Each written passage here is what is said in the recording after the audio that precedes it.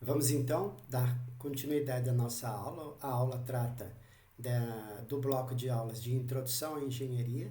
Mais especificamente, a gente vai ver hoje informações sobre sucesso profissional. Quais são as ações ou as atitudes que eu devo ter para conseguir obter sucesso profissional? E aí a gente vai ver, começar com sucesso profissional, aptidões, quer dizer, o que se deseja que um engenheiro de petróleo, que um engenheiro civil, que um engenheiro mecânico, que um engenheiro elétrico tenha para ter sucesso na sua profissão. O que é importante, o que eu devo considerar para que eu possa ter sucesso como um profissional de engenharia. Então aqui a gente vai ver uma série de temas relacionados a isso.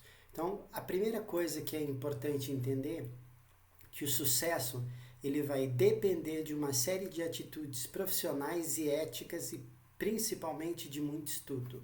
O que faz com que um engenheiro tenha sucesso ao longo de sua carreira é principalmente a sua base de conhecimentos, é o seu conhecimento, é o seu saber fazer que faz com que ele venha a obter sucesso. A segunda coisa importante é que não existe nenhum erro, nenhum problema em você querer ser um profissional de sucesso, em você querer ser um profissional bem-sucedido, em você querer ter um bom emprego e ter, enfim, sucesso na sua carreira e poder levar para a sua família, para os seus familiares e amigos uma qualidade de vida melhor. Então, o sucesso ele deve ser estimulado, ele deve ser planejado. A gente, na verdade, para conseguir obter sucesso, a gente tem que fazer um planejamento de longo prazo e ele envolve muito estudo durante muitos anos. O estudo, é a busca do conhecimento que vai fazer com que você tenha sucesso profissional e a gente vai ver uma série de conceitos que são importantes para que eu consiga atingir esses objetivos. É importante ter princípios e valores, uma visão de longo prazo e um planejamento para que eu consiga obter sucesso profissional. A gente vai ver agora alguns conceitos, algumas características associadas a profissionais bem-sucedidos. Então, se eu sou um engenheiro que está em formação, que vão me formar, é importante que eu saiba quais são as coisas que são importantes para que eu venha a ter sucesso profissional. E se você pegar um pesquisador que já tem uma idade mais avançada, um engenheiro antigo, ele pode fazer um levantamento, junta diversos profissionais e identificar nesses diversos profissionais quais foram as características que eles têm e aí identificar aqueles que tiveram sucesso, aqueles que tiveram menos sucesso e o que fez com que alguns tivessem mais sucesso ou outros menos sucesso. Isso já foi feito e a gente tem aqui algumas informações que a gente extraiu e adaptou do livro do professor Holtz-Apple de 2006. Então vamos lá. A primeira questão associada a um profissional engenheiro de sucesso é que ele seja competente. Ser competente é fazer da forma correta, com eficiência e rapidez.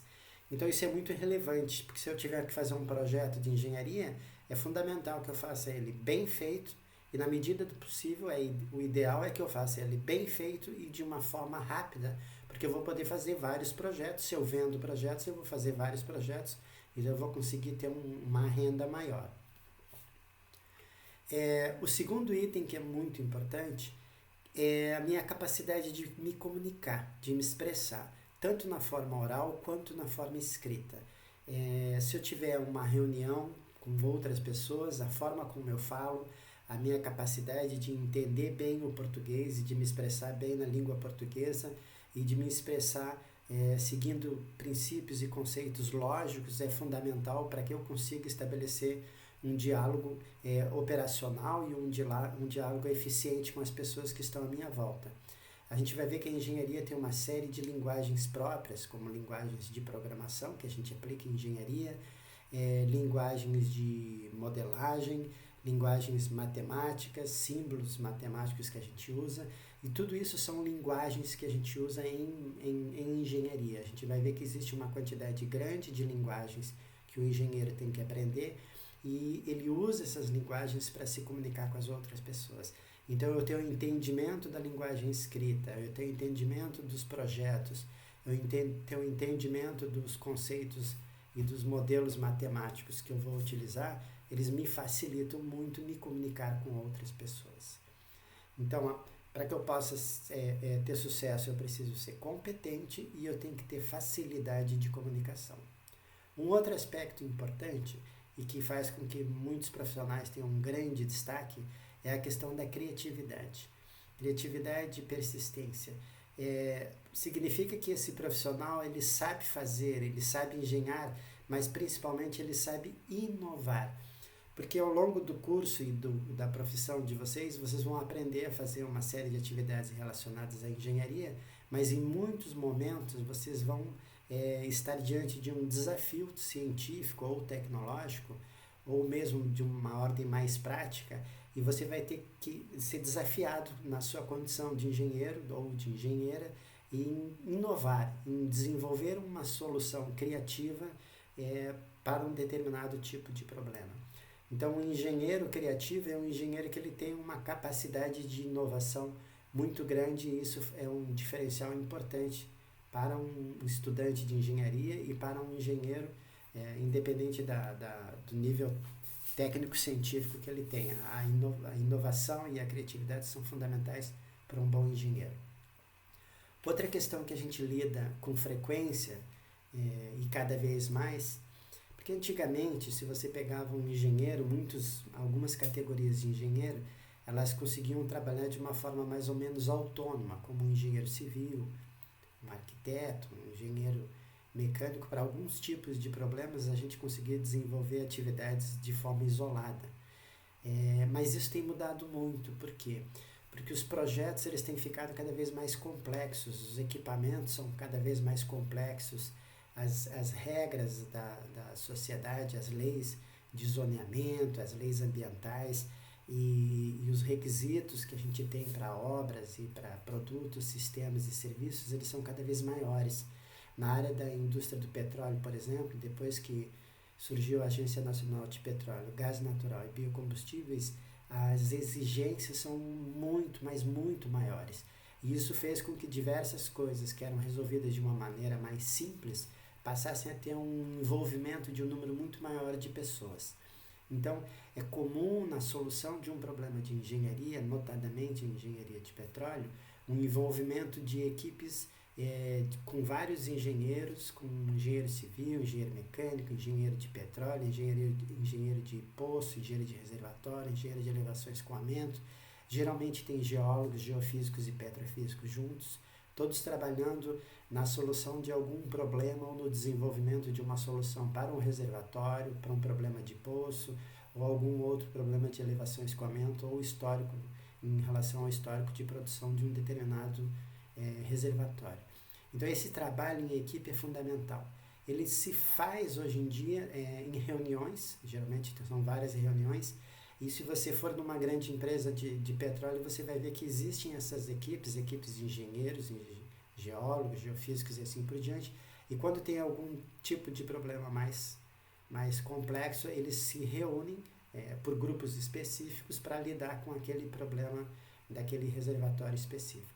Então, saber trabalhar em equipe é fundamental, saber lidar com outras pessoas de áreas diferentes.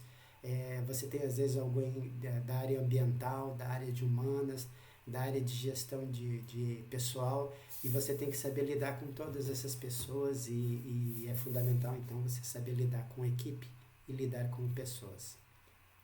Outra questão fundamental para que você possa ter sucesso profissional é o domínio das funções que irá executar. Se nós estivermos num período de pleno emprego, você vai ser contratado como engenheiro, vai ter lá as suas atribuições para fazer e geralmente você não vai ter muita dificuldade para se manter no emprego. Mas quando você tem algum tipo de crise, algum tipo de problema, então eles vão ter que optar. Eu tenho lá uma equipe com 10 engenheiros, a demanda de projetos caiu, e aí eu só vou poder manter na minha equipe 5 engenheiros. Quais que eu vou manter? Eu vou ter que demitir 5. Então a tendência é eu manter na minha equipe aqueles que têm um maior domínio das funções e uma maior competência na realização dessas funções. Então eu vou tentar manter na minha equipe os melhores. Então isso é o normal. Se fosse uma equipe de futebol, eu ia tentar manter os melhores. Se eu fosse construir uma equipe de tênis, eu ia escolher o Federer, o Nadal e o Djokovic com certeza. Por quê? Porque eu quero os melhores. Então essa é uma coisa natural, é você manter na sua equipe as pessoas melhores, e aí é fundamental que o engenheiro domine bem as funções que ele irá executar. Aqui a gente tem uma informação, é que durante os cursos que realizou, a gente aprende uma série de conhecimentos essenciais, a gente vai ver eles mais tarde, que estão relacionados como exemplo a raciocínio lógico, a saber lidar com qualitativo e quantitativo, ter noção de espaço e saber colocar em prática os nossos conhecimentos de matemática, física, química e programação. Ou seja, os conceitos principalmente do ciclo básico e do ciclo profissionalizante são os conceitos que vão ser cobrados, que eu aprenda e que eu saiba, que eu tenha domínio sobre eles. Outra característica que é normal num engenheiro é que ele seja, ou esperada de um engenheiro, é que ele seja curioso. Isso significa que ele nunca para de estudar, ele pensa longe, tem uma visão de longo prazo e atua de forma profissional para atingir seus objetivos e metas. Eu tracei, então eu fiz um planejamento da minha vida profissional, eu me programei, eu tenho meus objetivos e metas a serem, que eu estabeleci, que eu pretendo atingir, e eu tenho curiosidade, então eu estou sempre estudando e me informando de tal forma a poder atualizar esse meu planejamento e atualizar os meus conhecimentos para que eu consiga atingir as minhas metas. E para que eu consiga fazer esses planejamentos de longo prazo, médio prazo, curto prazo, e para que eu consiga manter meus conhecimentos de engenharia, meu domínio de matemática, meu domínio de informática, porque informática você tem os softwares de engenharia que mudam constantemente, são softwares que estão sempre sendo atualizados, modificados. Então, se eu lido com softwares de engenharia, é normal a gente fazer isso na vida profissional da gente, eu vou ter que estar sempre me atualizando com relação a esses softwares, o que tem de novo, o que tem de interessante, para que eu possa ser mais produtivo e eficiente e consiga, então, atingir os meus objetivos. Então, para que eu possa atingir esse nível de organização, eu tenho que ser organizado. E eu tenho que ser organizado desde o começo do meu curso de engenharia. Então, por exemplo, vocês têm que fazer uma agenda de estudos, dos estudos que vocês vão fazer, e um planejamento dos estudos, de como se organizar em equipes para desenvolver os trabalhos solicitados pelas disciplinas, como que eu vou me organizar para estudar para as disciplinas. Eu já falei, eu tive uma aula hoje, no mesmo dia eu tenho que estudar o material daquela aula e jamais deixar para depois, tenho que aproveitar tempos ociosos, fim de semana que eu tenho para estudar, e para mim me manter atualizado e para mim conseguir ter um bom desempenho nas disciplinas. Mas para que eu consiga isso, eu tenho que ser extremamente organizado e disciplinado. Então eu tenho que ter essa visão de longo prazo, eu tenho que fazer esse planejamento de longo prazo e eu tenho que me manter muito organizado e muito concentrado na gestão do meu estudo, na gestão do meu conhecimento.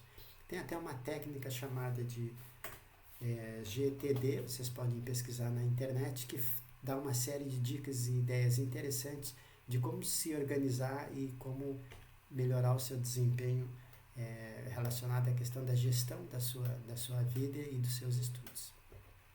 Tenho que ter bom senso para saber discernir aquilo que é relevante, aquilo que é menos relevante nos estudos e na minha carreira, quer dizer, entender o que é importante, o que não é importante, o que é relevante, o que não é relevante. Se eu puder ser um líder, é importante, nem todos têm um perfil de liderança, o perfil de líder é um perfil para um número reduzido de pessoas, mas se eu tiver esse perfil, eu devo cultivar ele, devo valorizar ele. E é fundamental que você seja honesto e confiável. É importante que você entenda que a sua vida profissional ela vai ser uma coisa de longo prazo. Então você vai trabalhar como engenheiro durante 30, 40, 50 anos. Então, para que você tenha sucesso profissional ao longo desses 30, 40 anos, você vai ter que ser extremamente honesto e confiável. Porque a nossa história ela é tudo que eu fiz ao longo da minha vida e da minha profissão. Isso tudo fica registrado, ainda mais hoje em dia em tempos de comunicação muito fácil pela internet. Então, se você tiver um deslize profissional, alguém que fez um desvio de recursos, por exemplo, numa grande empresa ou no setor público, isso acaba vindo a público, as pessoas ficam sabendo dessa história, e isso é extremamente danoso para a profissão de qualquer pessoa, para qualquer tipo de profissão.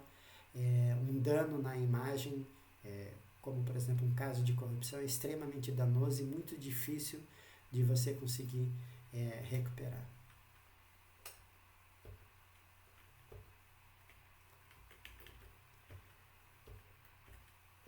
Então, a gente já viu uma série de itens relacionados às aptidões que eu devo ter para obter sucesso profissional, e agora a gente vai ver cada uma delas de forma pontuada.